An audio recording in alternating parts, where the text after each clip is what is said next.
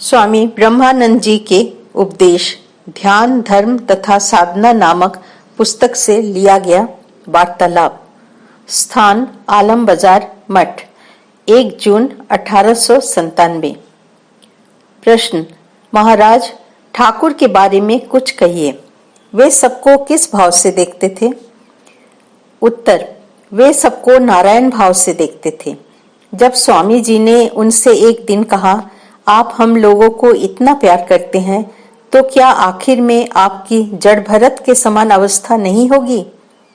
उसके उत्तर में उन्होंने कहा था, जड़ का चिंतन करने से जड़ भरत होता है। मैं तो चैतन्य का चिंतन करता हूँ। जिस दिन तुम लोगों पर मन चला आएगा उस दिन तुम सबको भगा दूंगा। किसी कारणवश ठाकुर ने एक दिन स्वामी जी के साथ बातचीत नहीं की। बिना कुछ बुरा माने स्वामी जी प्रफुल्ल चित्त ही रहे। इसे देख ठाकुर ने कहा था, वो बहुत बड़ा आधार है।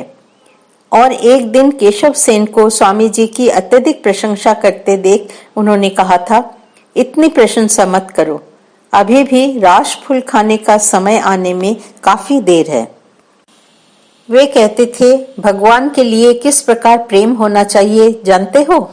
जिस प्रकार कुत्ते के सिर पर घाव होने से वो पागल के समान छटपटाता हुआ इधर उधर दौड़ता है, भगवान लाभ के लिए भी उसी प्रकार की अवस्था होनी चाहिए। ठाकुर किसी को भी 2-3 दिन से अधिक अपने पास रहने नहीं देते थे। कोई युवक उनके पास अधिक दिन रह गया, इस पर कुछ लोग नाराज हो गए और शिकायत करने लगे कि वे त्याग धर्म सिखाते हैं। ये सुन उन्होंने कहा था, वो संसार में रहे ना, मैं क्या उसे मना कर रहा हूँ, परंतु पहले ज्ञान लाभ कर ले फिर संसार में रहे। मैं क्या सभी लोगों को कामिनी कंचन के त्याग का उपदेश देता हूँ? जिन्हें देखता हूँ कि थोड़ा सा जगा देने से ही हो जाएगा, उन्हीं से कहता हूँ। अन्य सब लोगों से ठाकुर कहते थे, तुम लोग पहले आमड़े की खटाई खाओ, जब आमशूल हो तब दवा के लिए आना। ठाकुर कभी कभी हम लोगों से पूछते थे, ये मेरा कैसा स्वभाव है बताओ तो? जो लोग मुझे 1 पैसे का बतासा भी नहीं दे सकते, जिनकी सामर्थ्य एक फटी चटाई देने की भी नहीं है, उन लोगों के पास भला इतना क्यों जाता हूँ? फिर स्वयं ही इसका समाधान करते हुए कहते, देखता हूँ कि इन लोगों का सहज ही हो जाएगा और बाकी लोगों का होना बहुत ही कठिन है। जैसे दही की हांडी के समान, दूध उसमें नहीं रखा जा सकता। उन लोगों से वे कहते थे, जिससे तुम लोगों को शीघ्र ही भगवान लाभ हो जाए, ऐसी प्रार्थना करता हूँ। एक दिन कर्ता भाजा संप्रदाय के संबंध में बात उठी। गिरीश बाबू ने कटाक्ष करते हुए कहा, मैं उन लोगों के संबंध में एक नाटक लिखूंगा। गिरीश बाबू को इस प्रकार कहते सुन ठाकुर गंभीर हो गए और बोले, देखो इन लोगों में भी अनेक सिद्ध पुरुष हो गए हैं, यह भी एक रास्ता है। ठाकुर के बारे में महाराज ने और भी कहा, वे श्राद्ध विवाह आदि सांसारिक कार्यों के उपलक्ष्य में भोजन आदि करने का निषेध करते थे। ध्यान करने के पहले हरिनाम करने को कहते थे। एक दिन स्वामी तुरायानंद ने ठाकुर से पूछा, काम किस तरह दूर होता है? उत्तर में उन्होंने कहा, दूर क्यों होगा रे, उसका मुंह दूसरी ओर मोड़ दे। इसी तरह क्रोध, लोभ, मोह आदि के संबंध में भी यही बात कही। यह सुन तुरायानंद का मन उत्साह से भर गया। ठाकुर कहते थे, जहां तीव्र व्याकुलता है वहीं भगवान का प्रकाश अधिक होता है। वे किसी किसी से कहते थे, स्वयं को दिखाकर इसके प्रति प्रेम रखो, उसी से सब हो जाएगा। वो एक अद्भुत घटना हो गई है। स्थान आलम बाजार मठ, 23 जुलाई 1897। ठाकुर की चर्चा चलने पर महाराज ने कहा, ठाकुर के वचनों को विशेषकर उन्होंने साधन भजन, आध्यात्मिक विकास और अनुभूति आदि के विषय में जो कुछ कहा, उन सबको यदि ठीक ढंग से लिख लिया जाता, यानी उनके श्रीमुख से सुनने के साथ ही ज्यों का त्यों लिखकर रख लिया जाता, तो बहुत ही अच्छा हुआ होता। जब वे ज्ञान के बारे में कहते थे, तब ज्ञान के सिवा अन्य किसी भी विषय पर नहीं बोलते थे, और जब भक्ति पर बोलना आरंभ करते, तब केवल भक्ति के बारे में बोलते थे, अन्य किसी विषय पर नहीं। वे बारंबार हम लोगों के मन में इस बात की धारणा करा गए कि सांसारिक ज्ञान अति तुच्छ और वृथा है। केवल आध्यात्मिक ज्ञान, भक्ति और अनुराग के लिए ही साधना करनी होगी। प्रश्न: ठाकुर की समाधि किस प्रकार की होती थी? उत्तर: भिन्न भिन्न समय में भिन्न भिन्न प्रकार से वे समाधि मग्न होते थे। किसी समय उनका सारा शरीर काठ के समान एकदम कड़ा हो जाता था।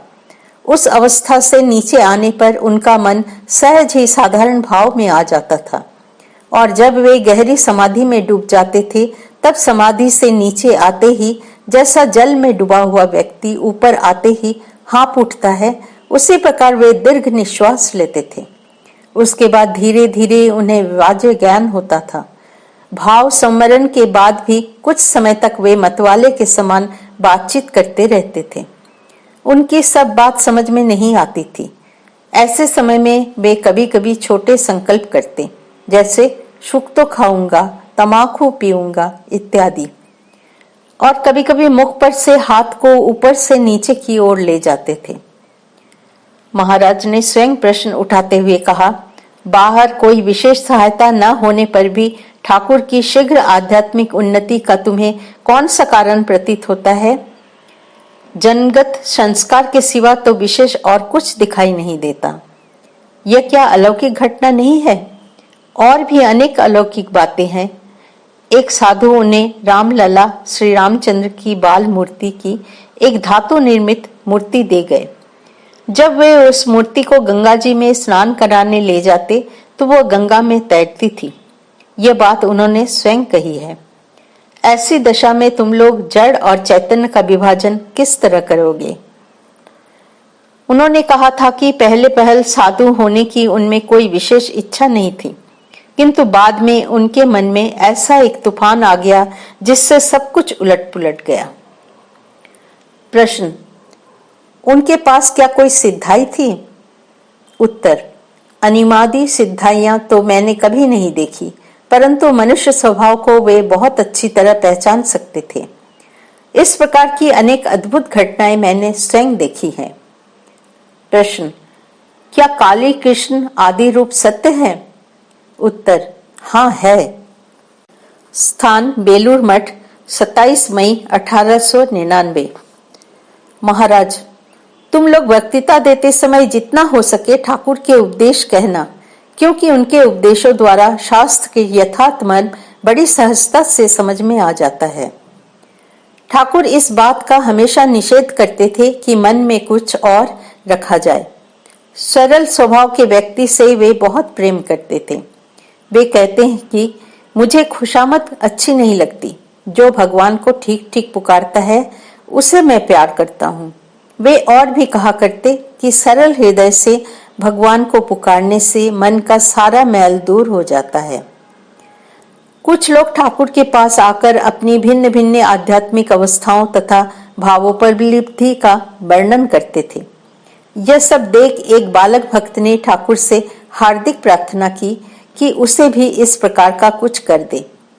यह सुन उन्होंने कहा, देख, नियमित रूप से नित्य ध्यान भजन करते करते तब कहीं उस अवस्था की प्राप्ति होती है। धीरे धीरे सब हो जाएगा।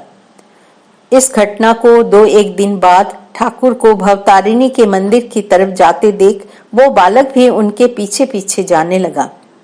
ठाकुर सीधे काली माँ के मंदिर में आए और भीतर चले गए। बालक भी मंदिर के पास आया तो पर अंदर प्रवेश करने का साहस न कर सकने के कारण वो सामने के प्रार्थना मंडप में बैठकर ध्यान करने लगा।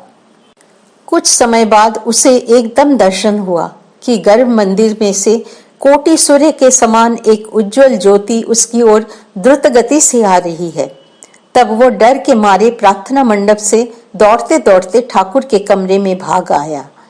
कुछ समय बाद ठाकुर भवतारिणी के मंदिर से वापस आए और बालक को अपने कमरे में देख उससे पूछा, क्यों रे, शाम को ध्यान करने बैठा था? बालक ने कहा, हाँ।